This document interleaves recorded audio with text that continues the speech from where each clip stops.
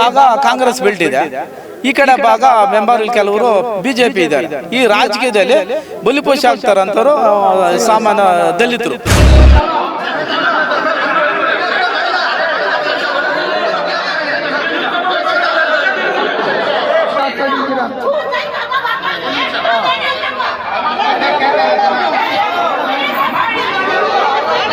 ಸರ್ಕಾರ ಪಂಚಾಯತ್ ಅವರೆಲ್ಲ ಎಲ್ರಿಗೂ ಒಂದು ವಿಷಯ ಕೊಟ್ಬಿಡ್ಲಿ ಎಲ್ಲ ಹೋಗ್ಬಿಡ್ದು ನೆಮ್ಮದಿಯಾಗಿರೋ ಇವರ ಸಮಾಧಿಗಳ ಮೇಲೆ ಅರಮನೆ ಕಟ್ಕೊಳ್ಳಿ.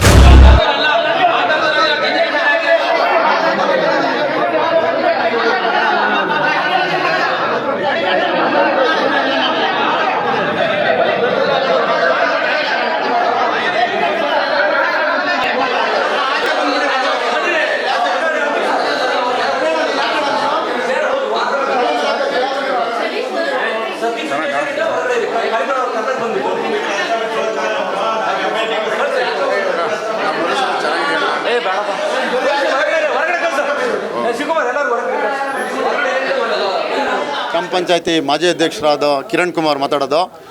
ಈ ಶುಕ್ರವಾರ ಸಂಜೆ 6 ಗಂಟೆಗೆ ಅಕ್ರಮವಾಗಿ ಪಂಚಾಯತಿನ ಓಪನ್ ಮಾಡಿ ತಾಲೂಕ್ ಪಂಚಾಯತಿಯಲ್ಲಿ ವರ್ಕ್ ಮಾಡೋ ಒಬ್ಬ ಸಾಗರ್ ಎಂಬ ಒಬ್ಬ ವ್ಯಕ್ತಿ ನಮ್ಮ ಕುಂಬಾರಳ್ಳಿ ಗ್ರಾಮದ ಬಡವರ ಜಮೀನನ್ನು ರಾಜೀವ್ ಗಾಂಧಿ ವಸತಿ ಯೋಜನೆ ಅಡಿ ಅಂತ ಹೇಳಿ ಏಕಾಏಕಿ ಯಾವುದೇ ಗ್ರಾಮ ಸಭೆಯನ್ನು ಮಾಡದೆ, ಯಾವುದು ವಿಶೇಷ ಗ್ರಾಮ ಸಭೆ ಅಂತ ಹೇಳಿ ಯಾವುದೇ ಒಂದು ವಾರ್ಡ್ ಸಭೆ ಹಿಂದೆ ವಾರ್ಡ್ ಸಭೆಯನ್ನು ಮಾಡದೆ, ಯಾವುದೇ ಗ್ರಾಮಗಳಿಗೆ ಪ್ರಸ್ತುತಪಡಿಸದೆ ವಿಶೇಷ ಗ್ರಾಮ ಸಭೆ ಅಂತ ಆಯೋಜನೆ ಮಾಡಿ ಎಲ್ಲ ಗ್ರಾಮ ಪಂಚಾಯತಿ ಸದಸ್ಯರು ಹೋದ ಮೇಲೆ 6 ಗಂಟೆ ಮೇಲೆ ತಮಗಿಷ್ಟ ಬಂದ ಹಾಗೆ PDO ಅಧ್ಯಕ್ಷರು ಇವರೆಲ್ಲರೂ ಸೇರಿ ಸಾಗರ್ ಸೇರಿ ನಮ್ಮ ಪಂಚಾಯತಿನ ಅಕ್ರಮವಾಗಿ 6 ಗಂಟೆ ಮೇಲೆ ಓಪನ್ ಮಾಡಿ ಅವ್ರಿಗೆ ಸಂಬಂಧಪಟ್ಟ ಹೆಸರುಗಳನ್ನ 200 ಜನ ಇವರಿಗೆ ಸೈಟ್ ಕೊಡಬೇಕು ಅಂತ ರೆಜಲ್ಯೂಷನ್ ಪಾಸ್ ಮಾಡಿದ್ದಾರೆ ವಿಶೇಷ ಗ್ರಾಮ ಸಭೆಯಲ್ಲಿ ಅಂತ ಹೇಳಿ ಅದನ್ನು ಅಪ್ರೂವ್ ಮಾಡಿದ್ದಾರೆ. ಅದ್ರ ವಿರುದ್ಧವಾಗಿ ನಮ್ಮ ಕುಂಬಾರಳ್ಳಿ ಗ್ರಾಮಸ್ಥರು ಇಡೀ ನಮ್ಮ ಗ್ರಾಮ ಪಂಚಾಯತಿ ಸದಸ್ಯರುಗಳು ಅದ್ರ ಬಗ್ಗೆ ಹೋರಾಟ ಮಾಡ್ತಾ ಇದ್ದೀವಿ. ಅದ್ರ ಬಗ್ಗೆ ಕ್ಲಾರಿಫಿಕೇಷನ್ ಕೇಳೋಕ್ಕೆ ಈವನ ಸ್ಪಾಟಿಗೆ ಬರಲಿ ಅಂತ ನಾವು ಕೇಳ್ತಾ ಇದ್ದೀವಿ. ಇದ್ರ ಬಗ್ಗೆ ನ್ಯಾಯ ದೊರಕಿಸ್ಕೊಡೋವರೆಗೂ ಈ ಗ್ರಾಮ ಪಂಚಾಯತಿಯಿಂದ ನಾವು ಹೊರಗಡೆ ಹೋಗಲ್ಲ. ಯಾವುದೇ ರೀತಿ ಇಲ್ಲಿ ಸ್ಪಾಟಿಗೆ ಬರಬೇಕಾಗಿ ವಿನಂತಿ.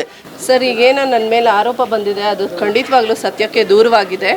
ನಾವು ಈ ಹಿಂದೆನೇ ಸಾಮಾನ್ಯ ಸಭೆಯಲ್ಲಿ ನಾವು ಮತ್ತೆ ಹಳೆ ಹೋದ ಗ್ರಾಮ ಸಭೆಯಲ್ಲೂ ಸಹ ನಾವು ಪಟ್ಟಿಯನ್ನು ಸ್ವೀಕರಿಸಿ ಅದನ್ನು ಪರಿಷ್ಕರಣೆ ಮಾಡಿ ನಾವು ಇದನ್ನು ವಿಶೇಷವಾಗಿ ನಾವು ಕುಂಬಾರಳ್ಳಿ ಸರ್ವೆ ನಂಬರ್ 8ಕ್ಕೆ ಸಂಬಂಧಪಟ್ಟಂಗೆ ನಾವು ಒಂದು ಸಭೆ ಮಾಡಬೇಕು ಅಂತ ವಿಶೇಷ ಗ್ರಾಮ ಸಭೆ ಮಾಡಿ ಪ್ರತಿಯೊಬ್ಬರು ಮೆಂಬರ್ಸ್ಗೂ 32 ಜನ ಮೆಂಬರ್ಸ್ಗೂ ನಾವು ನೋಟಿಸ್ ಮಾಡಿ ನಾವು ಎಲ್ಲರಿಗೂ ಅದು ಅವರು ಜವಾಬ್ದಾರಿಯಿಂದ ಮಾಡಲಿ ತಿಳ್ಕೊಳ್ಳಿ ಅಂತ ಹೇಳಿ ಸಭೆ ಕರೆದಿದ್ವಿ. ಸುಮಾರು 12:30 1 ಗಂಟೆವರೆಗೂ ಸಭೆ ಆಯಿತು. ಸಭೆನಲ್ಲೆಲ್ಲ ಚರ್ಚೆ ಆಯಿತು. 14 ಜನ ಕುಟುಂಬಗಳಿದ್ದಾವೆ, ಅವ್ರಿಗೆ ಏನು ಮಾಡಬೇಕು ಅನ್ನೋದು ಸಹ ಚರ್ಚೆ ಆಯಿತು. ಅವರಿಗೆ ಅಲ್ಲೇ ಎಲ್ಲಿ ಜಾಗ ಕೊಟ್ಟಿದ್ದಾರೆ 14 ಜನ ಆಲ್ರೆಡಿ ಒತ್ತುವರಿ ಮಾಡಿದ್ದಾರೆ. 4 ಎಕರೆಯಲ್ಲಿ ಸುಮಾರು 168 ಸೈಟ್ಗಳಾಗಿದೆ. ಅದರಲ್ಲಿ ನಾವು ಕಾಯ್ದಿರಿಸಬೇಕಾಗುತ್ತೆ. ಗ್ರಾಮ ಪಂಚಾಯತಿಗೋಸ್ಕರನೇ ನಾವು ಫಲಾನುಭವಿಗಳಿಗೆ ಹಂಚಕ್ಕಾಗೋದು 140 ಸೈಟ್ಗಳು. ಇಷ್ಟು ಲಿಸ್ಟ್ನಲ್ಲಿ ನಾವು ಸುಮಾರು 400 ಜನ ಇದ್ದಾರೆ. ಒಂದೊಂದು 44 ಜನ ಉಳುಮೆದಾರರು ಪಟ್ಟಿ ಅಂದರು. ಒಂದೊಂದು ಮನೆಯಲ್ಲಿ 5-6 ಕುಟುಂಬಗಳಿದ್ದಾವೆ. ಇದನ್ನು ನಾವು ಹೇಗೆ ಮಾಡೋದು ಅಂತ ನಾವು ಚರ್ಚೆ ಮಾಡಿ ಆ ಬಂದಿರೋ ಅರ್ಜಿಗಳನ್ನ ಮಾಡಿ ಸರ್ವರ್ ಡೌನ್ ಇರೋದ್ರಿಂದ ನಾವು ಅವ್ರಿಗೆ ಪ್ರಿಯಾರ್ ಪರ್ಮಿಷನ್ ತಗೊಂಡು ಲೀಗಲ್ ಆಗೇನೆ ನಮಗೆ ಸ್ವಲ್ಪ ಟೈಪ್ ಮಾಡೋದಕ್ಕೆ ಕಷ್ಟ ಆಗ್ತಿದೆ ಅಂದಾಗ ನಮ್ಮ ನೋಡಲ್ ಆಫೀಸರ್ ಸಾಗರ್ ಅವರು ಏನು ಪಂಚಾಯತಿ ಆಶ್ರಯ ಯೋಜನೆ ಮತ್ತು ಸೈಟ್ಗಳಿಗೆ ಸಂಬಂಧಪಟ್ಟ ನೋಡಲ್ ಆಫೀಸರ್ ಅವರನ್ನು ಕರೆಸ್ಕೊಂಡು ಯಾವುದೇ ರೀತಿ ಕದ್ದು ಮುಚ್ಚು ಏನು ಮಾಡಿಲ್ಲ. ಪ್ರತಿಯೊಂದು ಸದಸ್ಯರು ಸಹ ಅಲ್ಲಿ ಬಂದು ನಮಗೆ ತಂಬು ಕೊಟ್ಟಿದ್ದಾರೆ. ನಾವು ಏನು ಪಟ್ಟಿ ಫೈನಲ್ ಮಾಡಿದ್ದೀವಿ ಮತ್ತು ಯಾವುದೇ ಪಟ್ಟಿನ ಮುಚ್ಚಿಟ್ಟು ನಾವು ಯಾವುದನ್ನು ಮಾಡಿಲ್ಲ. ಅದನ್ನು ಆನ್ಲೈನಲ್ಲಿ ಆವತ್ತಿನ ದಿವಸನೇ ನಾವು ಪಟ್ಟಿ ಮಾಡಿದ್ದೀವಿ. ಖಂಡಿತವಾಗ್ಲೂ ಎಲ್ಲರಿಗೂ ಅಧಿಕಾರ ಇದೆ. ಪ್ರೊಟೆಸ್ಟ್ ಮಾಡೋಕ್ಕೆ ಯಾರು ಸಿಕ್ಕಿಲ್ಲ.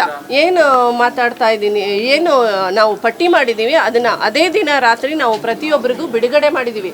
ಖಂಡಿತವಾಗ್ಲೂ ಎಲ್ಲರಿಗೂ ಅಧಿಕಾರ ಇರುತ್ತೆ.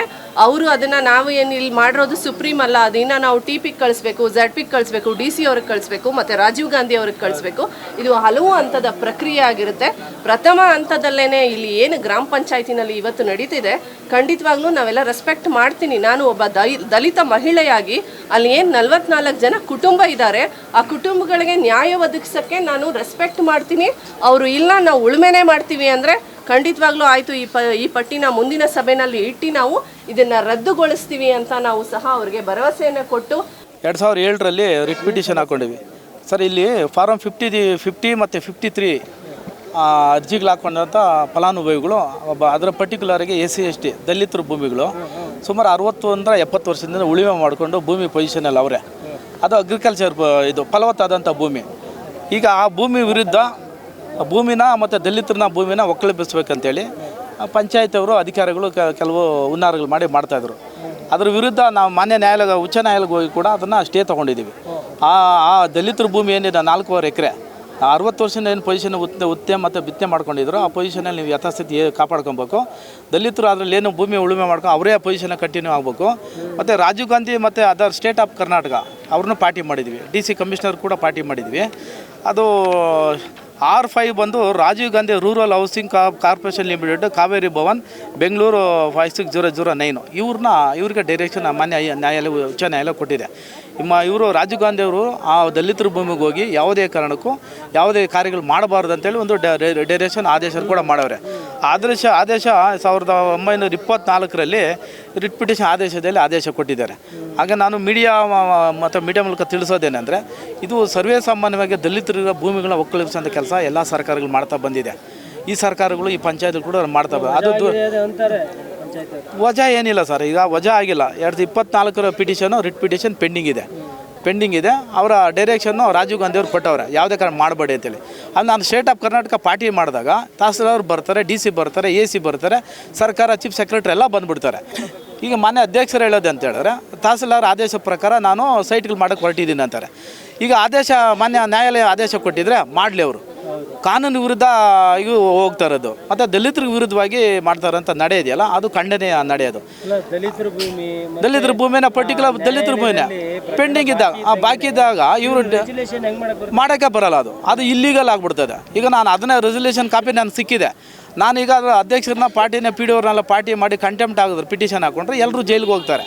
ನಾವು ಇವ್ರು ಯಾರು ಅಧಿಕಾರಿ ಜೈಲು ಹೋಗೋದು ಬೇಡ. ಈ ರೆಸಲ್ಯೂಷನ್ ಏನು ಮಾಡೋರು ಕ್ಯಾನ್ಸಲೇಷನ್ ಮಾಡ್ತೇನೆ ಭರವಸೆ ಕೊಟ್ಟವ್ರೆ ಈ ಸಂಜೆ ಒಳಗೆ ಮಾಡ್ತಾರಂತೆ. ಮಾಡಲಿಲ್ಲ 7 ದಿವಸ ಒಳಗಡೆ ಅದು ಆಗಲಿಲ್ಲ ಅಂದರೆ ಕಂಟೆಂಪ್ಟ್ ಪಿಟಿಷನ್ ಹಾಕ್ತೀವಿ. ಆಸ್ ಪರ್ ಕೋರ್ಟ್ ಆದೇಶ ಇದೆ. ಆದೇಶ ವಿರುದ್ಧ ಯಾರೇ ನೋಡಿದ್ರು ಕೂಡ ಅವ್ರಿಗೆ ಅದು ಜೈಲು ಪರಿಸ್ಥಿತಿ ಆಗ್ತದೆ. ಅದು ಆಗೋದು ಬೇಡ ಅನ್ನೋದಾದರೆ ಪಂಚಾಯತಿಯವರು ಇದ್ದಾರೆ, PD ಅವರು ಇದ್ದಾರೆ, ಪಂಚಾಯತಿ ಡೆವಲಪ್ಮೆಂಟ್ ಆಫೀಸರ್ ಇದ್ದಾರೆ. ಎಲ್ಲ ಮೂಲಭೂತ ಸೌಕರ್ಯಗಳನ್ನ ಅದನ್ನು ಡೆವಲಪ್ ಮಾಡೋಂಥ PDO ಆಫೀಸರ್ಗಳು. ದಲಿತರಿಗೆ ಏನಿರೋ ಹಕ್ಕುಪತ್ರ ವಿತರಣೆ ಮಾಡಿ ನೀವು ಪೊಸಿಷನ್ 60 ಜನ ಬಿತ್ತನೆ ಮಾಡ್ಕೊಂಡವ್ರೆ. ಆ ಪೊಸಿಷನ್ ಸಾಕಲ್ವಾ? ಮತ್ತು ಇವ್ರನ್ನೆಲ್ಲ ಬೀದಿಗೆ ಹಾಕಿ ನೀವು ಅವ್ರಿಗೆಲ್ಲ ವಿಷಯ ಕೊಟ್ಟು ಅವ್ರಿಗೆ ಅವರು ದೀಪ ಆರಿಸೋಂಥದ್ದು ಎಷ್ಟು ಮಟ್ಟಿಗೆ ನಮ್ಮ ಪ್ರಶ್ನೆ ಇದೆ. ಮತ್ತು ಅದು ಇಲ್ಲಿ ಈ ಕಡೆ ಈ ಭಾಗ ಕಾಂಗ್ರೆಸ್ ಬೆಲ್ಟ್ ಇದೆ, ಈ ಕಡೆ ಭಾಗ ಮೆಂಬರ್ ಕೆಲವರು BJP ಇದ್ದಾರೆ. ಈ ರಾಜಕೀಯದಲ್ಲಿ ಬಲಿಪಶು ಆಗ್ತಾರಂಥವ್ರು ಸಾಮಾನ್ಯ ದಲಿತರು. ಇದ್ರ ಪ್ರಶ್ನೆ ಈಗ 60-70 ಜನ ಇದ್ದಾರೆ. ರಾಜಕೀಯದಿಂದ ದಲಿತರಿಗೆ ಅನ್ಯಾಯ ಆಗ್ತದೆ. ಮತ್ತು ರಾಜಕೀಯದಿಂದನೇ ಅವರ ಪಕ್ಷಗಳ ಕುತಂತ್ರದಿಂದನೇ ನ್ಯಾಯಾಲಯದ ಆದೇಶಗಳು ಕೂಡ ಕಿಮ್ಮತ್ತಿಲ್ದರೇ ನಡೆ ಮಾಡ್ತಾಯಿದ್ದಾರೆ. ಆ ನಡೆ ಸರಿಯಿಲ್ಲ. ಅದರ ರೆಸಲ್ಯೂಷನ್ ಏನಿದೆ ಅದು ವಾಪಸ್ ಮಾಡಲಿ. ಆಮೇಲೆ ಮುಂದಿನ ದಿನ ಕಾನೂನು ಹೋರಾಟ ಮಾಡ್ತೀವಿ. ಮಾನ್ಯ ಕೃಷ್ಣ ಬೈರೇಗೌಡರು ಕೂಡ ಇವತ್ತು ಅಪಾಯಿಂಟ್ಮೆಂಟ್ ತೊಗೊಂಡಿದ್ವಿ. ಆ ಮುಂದಿನ ದಿನ ನಾಳೆ ಅವ್ರು ಕಾಣ್ತೀವಿ. ಅವ್ರಿಗೆ ರೆವಿನ್ಯೂ ಮಿನಿಸ್ಟ್ರಿಗೂ ಗಮನಕ್ಕೆ ತರ್ತೀವಿ, CM ಅವ್ರ ಗಮನಕ್ಕೆ ತರ್ತೀವಿ. ಈ ರಾಜಕೀಯದಿಂದ ಆ ಕಡೆ BJP, ಈ ಕಡೆ ಕಾಂಗ್ರೆಸ್, ಇವ್ರ ಮಧ್ಯದಲ್ಲಿ ನಾವು ಯಾಕೆ ಬಲಿಪಶು ಆಗಬೇಕು? ಈಗ ನಾವು ಬೇಕಾದ್ರೆ ಸರ್ಕಾರ ಪಂಚಾಯತವರೆಲ್ಲ ಎಲ್ರಿಗೂ ಒಂದು ವಿಷಯ ಕೊಟ್ಬಿಟ್ಟು ಎಲ್ಲ ಹೋಗ್ಬಿಡ್ದು ನೆಮ್ಮದಿಯಾಗಿರೋ ಇವರ ಸಮಾಧಿಗಳ ಮೇಲೆ ಅರಮನೆ ಕಟ್ಕೊಳ್ಳಿ.